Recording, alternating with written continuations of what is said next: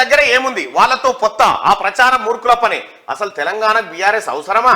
BJP రాష్ట్ర అధ్యక్షుడు కిషన్ రెడ్డి వ్యాఖ్యలు.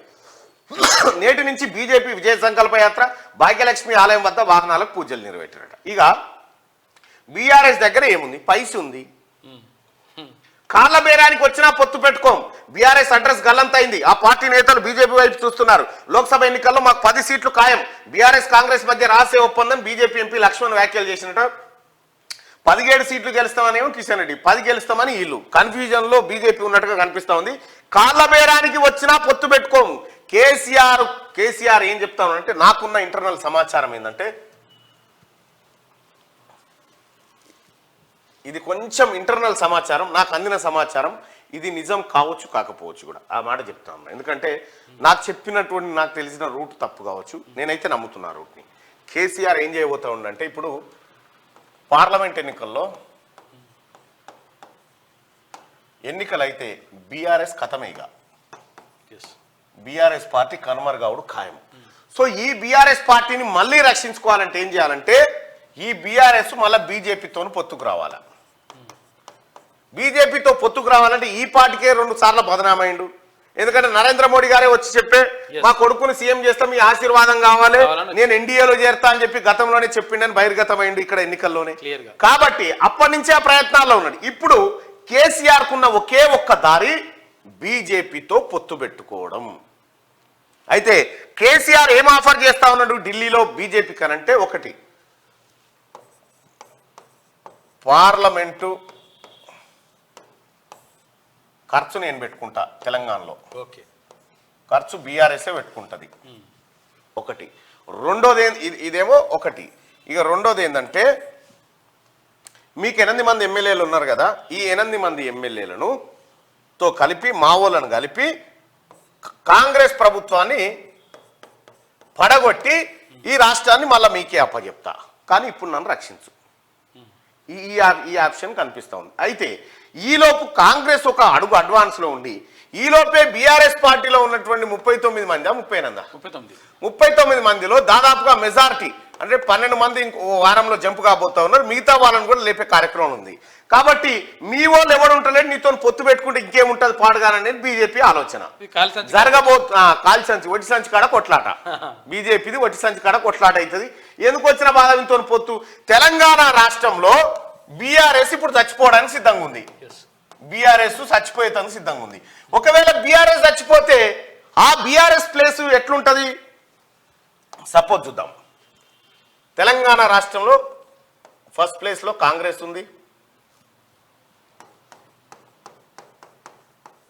సెకండ్ ప్లేస్లో ఇప్పుడైతే బీఆర్ఎస్ ఉంది, థర్డ్ ప్లేస్లో బీజేపీ ఉంది. రైట్. ఇప్పుడు ఈ థర్డ్ ప్లేస్లో ఉన్నటువంటి బీజేపీ ఫస్ట్ ప్లేస్లో పోవాలంటే ఎవరిని చంపాలి? కాంగ్రెస్ చంపాలి. దీన్ని బీజేపీ ఇప్పుడు బీజేపీ సెకండ్ ప్లేస్ పోవాలంటే బీఆర్ఎస్ చంపాలి. బీఆర్ఎస్ ఇప్పుడు చచ్చిపోయే దశలో ఉంది. ఈ చచ్చిపోయే దాన్ని రక్షించి మనం థర్డ్ ప్లేస్ లో ఉండు ఎందుకు? వీడు చావని మనకేం సంబంధం? ఇది ఆటోమేటిక్ గా ఖతం అయిపోతే ఇది 2వ నెంబర్కి వస్తుంది కదా. పోటీ ఈ 2 పార్టీల మధ్యలో ఉంటుంది. ఈ 2 పార్టీల మధ్యలో ఉంటుంది. భవిష్యత్తులో తెలంగాణలో బీజేపీకి ఉండేటువంటి అవకాశం ఎప్పుడు ఎన్నికలు జరిగినా కాంగ్రెస్ వర్సెస్ బీజేపీ అవుతుంది. ఇది అవుతుంది కదా. కాబట్టి ఈయనను రక్షిస్తేనేమో, ఇప్పుడు బీఆర్ఎస్ పార్టీని రక్షిస్తే కాంగ్రెస్ వర్సెస్ బీఆర్ఎస్. మరి ఇతను తానంతల తాను చచ్చిపోయే దశలో ఉన్నోన్ని పాలు పోసి లేపి మళ్ళా గడిపించుకునేందుకు? ఇతను పోయే కాలం పోని బీజేపీ, ఇతను పోతే ఈ ప్లేస్ లోకి బీజేపీ వస్తుంది కదా అనేది బీజేపీ హైకమాండ్ ఆలోచన. మరి ఈ ఈక్వేషన్స్ కనిపిస్తా ఉన్నాయి. బీజేపీ తనంతల తాను పోతున్న సందర్భంలో దాన్ని కాపాడడం ఎందుకు అనేటువంటి ఆలోచనలో, ఏది బీఆర్ఎస్ కాపాడేందుకని బీజేపీ ఆలోచిస్తుంది. ఇది జరుగుతూ ఉంటే ఎట్టి పరిస్థితిలో బీజేపీ కాళ్ళ మీద పడైనా సరే కాపాడుకోని రక్షించుమని వేడుకోవాలి. వచ్చిన తర్వాత మళ్ళీ పానం పోయమని అడగాలి, సంజీవిని తీసుకురా అని చెప్పాలి. అంతే. ఆ పరిస్థితిలో ఉందన్నట్టు. ఇప్పుడు ఏం జరుగుతుందో చూడాలి. ఉన్న యాంగిల్స్ అయితే గిది. అయితే ఈలోపే ఇక్కడ ఈయన చేసిన ఫస్ట్ ఆప్షన్ ఉందిగా, పార్లమెంట్ ఖర్చు చేస్తా ప్లస్ నీ 8 మందికి నా ఓళ్ళని యాడ్ చేస్తా. ఈ నీ ఓళ్ళనే లేకుండా Congress party already sketch start చేసింది.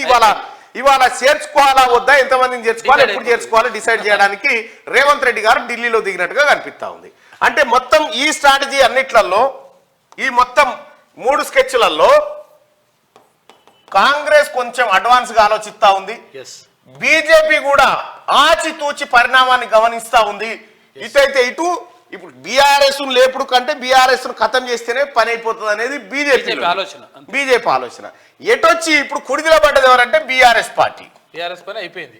బీఆర్ఎస్ పని అయిపోయింది. బీఆర్ఎస్ పార్టీ కనుక ఖతం అయిపోతే మిగిలేటి 2 తెలంగాణలో. ఇప్పుడు ప్రధానంగా ఈ 2 పార్టీల మధ్య ప్రధానంగా పోటీ ఉండడానికి కూడా కారణం ఏంటంటే ఇప్పుడు ఆడ ముఖ్యమంత్రిని చేసేది లేదు, ఈయన ప్రధానమంత్రి అయ్యేది లేదు, బాతాల పోసిరెడ్డి ప్రధానమంత్రి అయ్యేది లేదు, ఈడో 2 గెలిచి పీకేది ఏం లేదు. కాబట్టి తెలంగాణ ప్రజలు కూడా బీఆర్ఎస్ గురించి పెద్దగా ఆలోచించారు. ఇప్పుడు ఏమున్నా తెలంగాణ రాష్ట్రంలో జరిగే పార్లమెంట్ ఎన్నికల్లో కాంగ్రెస్ వర్సెస్ బీజేపీ మధ్యనే అత్యధిక స్థానాల్లో ఒక ఫైటింగ్ కనిపిస్తుంది.